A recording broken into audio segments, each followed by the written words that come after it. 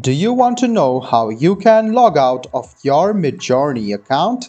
If yes, then you've come to the right place. Hello and welcome to Tech AI. It's your host back again with yet another interesting tutorial video. In this video, I'm going to teach you how you can log out of your account in Midjourney.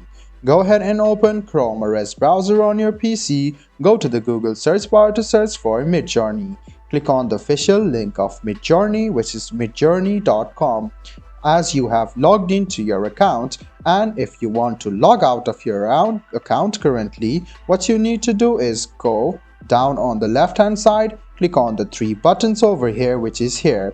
So this is your account. Now to log out of your account, all you need to do is click on this and you can see sign out. After you see sign out, go ahead and click on it. As you can see, you have now signed out of your Midjourney account. I hope this video about how you can sign out of your Midjourney account was helpful for you. If you still have any kind of confusion, please do mention us on the comment section down below. Like the video, subscribe to the channel and do hit the bell button for more.